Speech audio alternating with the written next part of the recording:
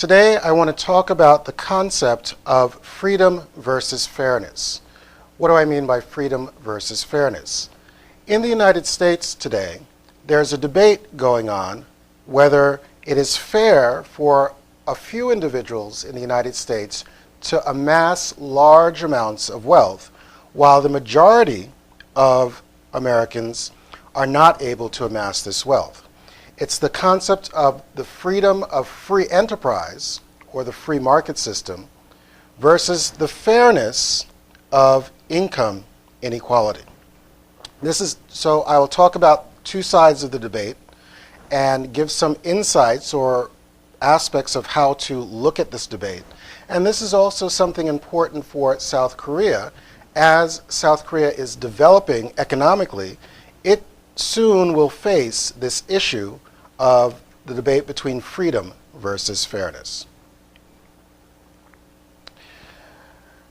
Earlier this month, or last month rather, President Obama gave his State of the Union address.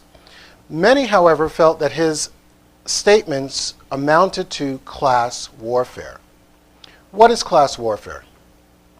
Class warfare is the urging of one economic class to view another economic class as the source of problems.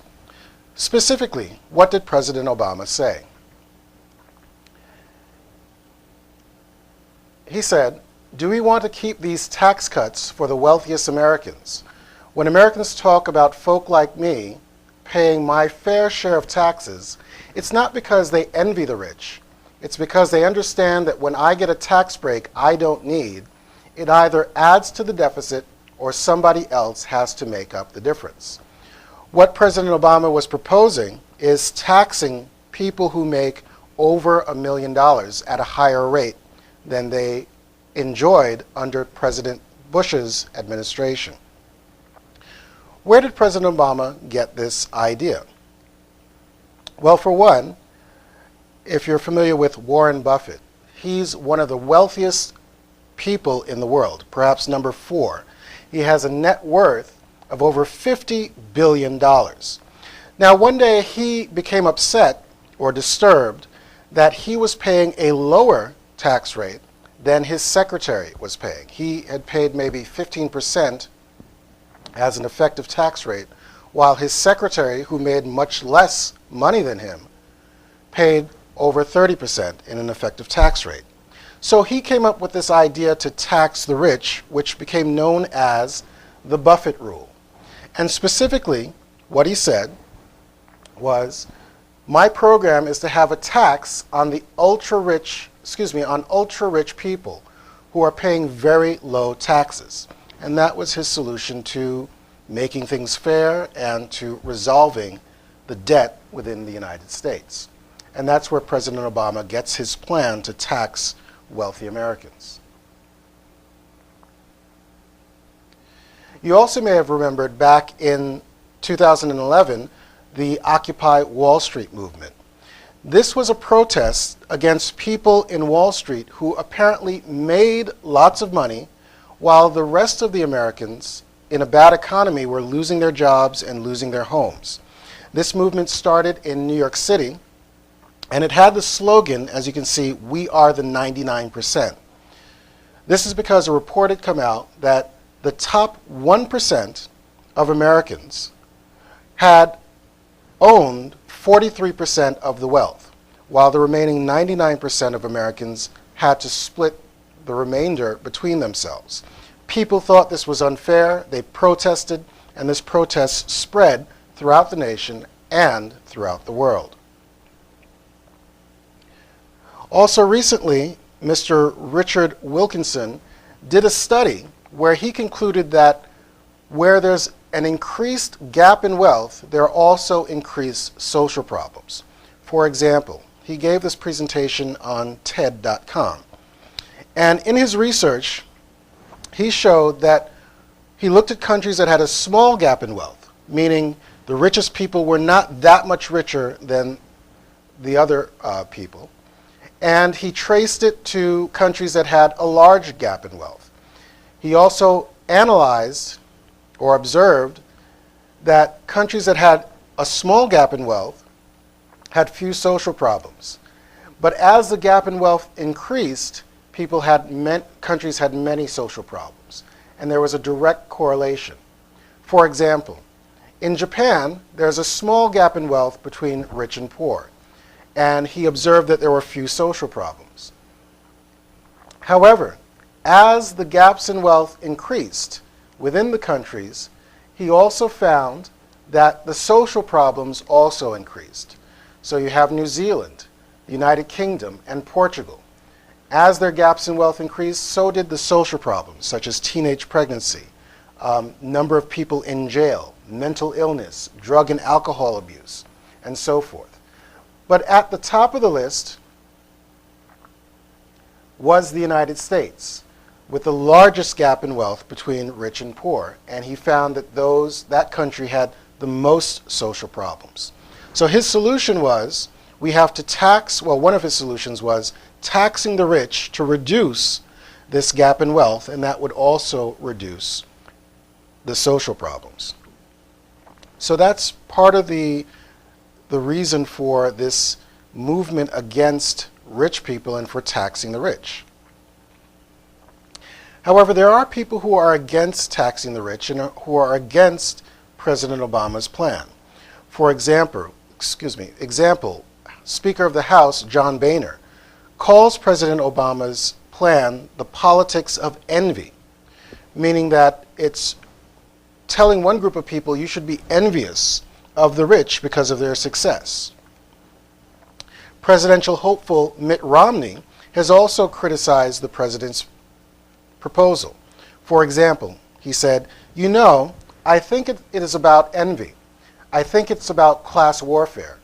When you have a president encouraging the idea of dividing America based on the 99% versus 1%, and those people who have been most successful will be in the 1%, you've opened up a whole new wave of approach in this country, which is entirely inconsistent with the concept of one nation under God.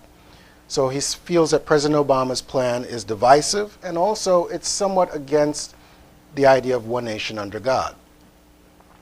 Recently, there appeared an article in the New York Times entitled, "For God So Loved the 1%, and that was written by Professor Kevin M. Cruz. And Mr. Cruz traced this idea of the free market and free enterprise being associated with being next to God. And in his research, he showed that the Reverend James W. Fifield, pastor of the elite First Congregational Church of Los Angeles, led the way in championing a new union of faith and free enterprise. He said the blessings of capitalism come from God. He wrote, "A system that provides so much for the common good and happiness must flourish under the favor of the Almighty." Christianity, in Mr. Fifield's interpretation, closely resembled capitalism, as both were systems in which individuals rose or fell on their own. The welfare state, meanwhile, violated most of the Ten Commandments. It made a false idol of the federal government, encouraged Americans to covet or desire their neighbors' possessions.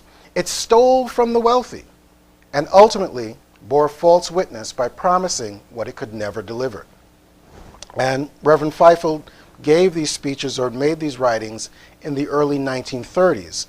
And Professor Cruz traces this idea that wealth is associated with being godly to Reverend Fifield. Finally, I'd like to introduce Dr. Thomas Sowell. He is an economist who also disagrees with President Obama's thinking. For example, Dr. Sowell said, "One of Barack Obama's great gifts is the ability to say things that are absolutely absurd and make them sound not only plausible, but inspiring." That's what his response was to President Obama's plan to tax the wealthy. He goes on, and in a recent article, Dr. Sowell wrote that it's not the disparities in wealth we should talk about, but the disparities in the ability to create wealth. What did he say? He said, "People who are preoccupied or even obsessed with disparities in income are seldom interested much or at all in the disparities in the ability to create wealth, which are often the reasons for the disparities in income. In a market economy, people pay us for benefiting them in some way, whether we are sweeping their floors, selling them diamonds, or anything in between. Disparities in our ability to create benefits for which others will pay us are huge, and the skills required can develop early or sometimes not at all. It's a phenomena among particular racial, ethnic, or other groups in countries around the world.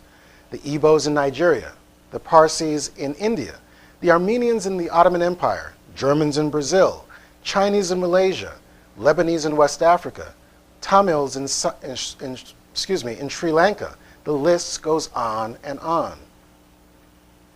Gross inequalities in skills and achievements have been the rule, not the exception, on every inhabited continent and for centuries on end. Higher achieving groups, whether classes, races, or whatever, are often blamed for the failure of other groups to achieve. This can be a huge disservice, for it leads them to focus on a sense of grievance and victimhood rather than how they can lift themselves up instead of trying to pull other people down. So what is Dr. Sowell saying? In essence, he says, there are some people who just know how to make money.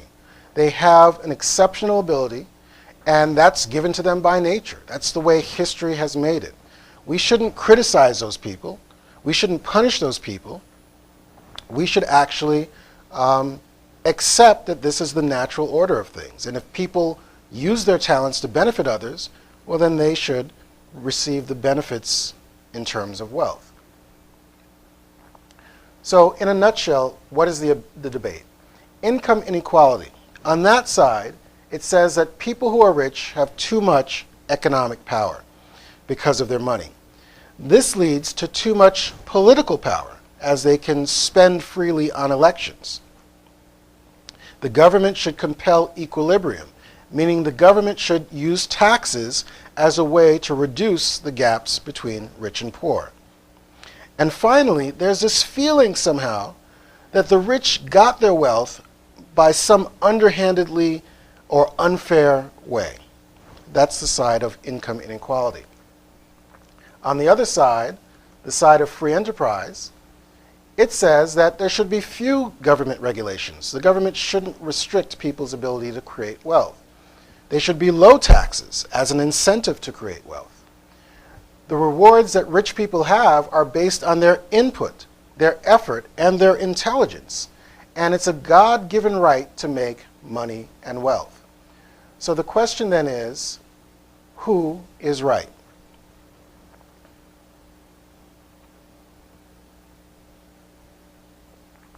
So, should we tax the rich?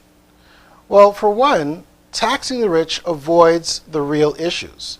The real issue or issues are, why does the United States have so much debt? Why is such a prosperous nation swimming in debt? How then can we understand President Obama's appeal to tax the rich? Well, this is election year drama. This year, President Obama is up for re-election, or someone is capable of taking his job and becoming the next president. Although Warren Buffett is President Obama's friend and he's worth over $50 billion, his vote, he only has one vote. Rich people are in the minority. So if you want to win an election, you can't win it by appealing to the minority. You have to appeal to the majority. And the majority of people would be in favor of taxing the rich. So this is something that President Obama is doing, perhaps as an election year strategy. Personally, it's a very smart strategy, as you do have to appeal to the masses of people. And anyone in President Obama's position would probably take the same position. What about Mr. Wilkinson's idea that the larger the gap in wealth, the more social problems? Well, it seems really hard to understand or to believe that just because there are people who are very rich, that this leads to teenage pregnancy. There needs to be more sophisticated analysis to correlate a gap in wealth with the rise in social problems. It's very hard to understand his idea. And personally, to tax people who have invested themselves, worked hard as it were, to make wealth just seems unfair. Why should you take from people just because they have a lot? It just doesn't seem right. So does that mean that free enterprise is correct? Well, not necessarily. One, this idea that free enterprise is supported by God or next to God doesn't seem to be supported by the Bible. For example, if you look in the Bible, when Jesus talks about rich people, one thing he said was, "Again, I say to you, it's easier for a camel to go through the eye of a needle than for a rich man to enter into the kingdom of God." So you know a camel is a very large animal, and an eye of a needle, of a sewing needle, is very small. A camel can't go through the eye of a needle. So in essence, Jesus is almost saying that rich people can't go to the kingdom of God. That's an interesting statement. He also, there was one time when he was going through the temple and he saw a number of people selling animals for the temple sacrifice. This was actually a very good market opportunity because people at that time had to offer an animal to be sacrificed. And if they didn't have an animal, there was a business set up that could sell them an animal. But what Jesus did was this. He said, "And Jesus went into the temple of God and cast out all of them that sold and bought in the temple, and overthrew the tables of the money changers and the seats of them that sold doves." So you see, this is an illustration of Jesus throwing out people who were selling and casting them out. This selling was actually free enterprise. Jesus didn't say, "Hey, that's great. I'm glad that you're selling in the temple. This is great free enterprise." No. He actually said, "It is written, my house shall be called a house of prayer, but you have made it a den of thieves." This doesn't sound like Jesus is interested or in favor of free enterprise. Finally, when Jesus actually starts his mission, he says, "The Spirit of the Lord is upon me because he has chosen me to bring good news to the poor, to proclaim liberty to the captives, and to set free the oppressed." Usually it's not rich people who are oppressed. It's usually people who are poor. And this tends to show Jesus on the side of the poor rather than the rich. There's an entire book that deals with Jesus' mission and evidence from the Bible that shows that being rich, the idea of wealth being correlated with being godly is really unfounded. So this is not an idea supported by the Bible. Also, commonly people consider capitalism, free market, to be the greatest invention to create wealth and lift people out of poverty. But this doesn't seem to be supported by the facts. If you look at this complicated table, this is what we call the U.S. debt clock, and it calculates how much debt the United States is gaining over time. If you focus on this particular number in the green circle, it represents the United States' gross domestic product. In essence, how much money the United States brings in income. And it's at about $15.1 trillion.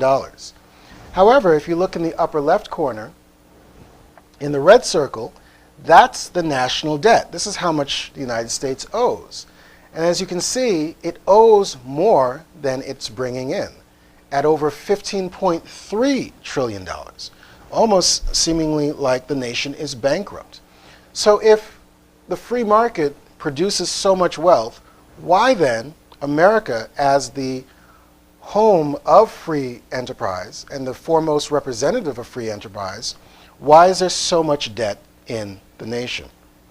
So free enterprise as a wealth creator doesn't seem to be supported by the facts as a whole.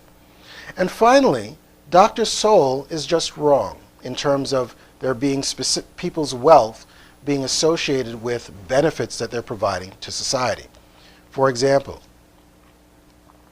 Bernard Madoff, he was a Wall Street stockbroker, a very famous and very wealthy stockbroker.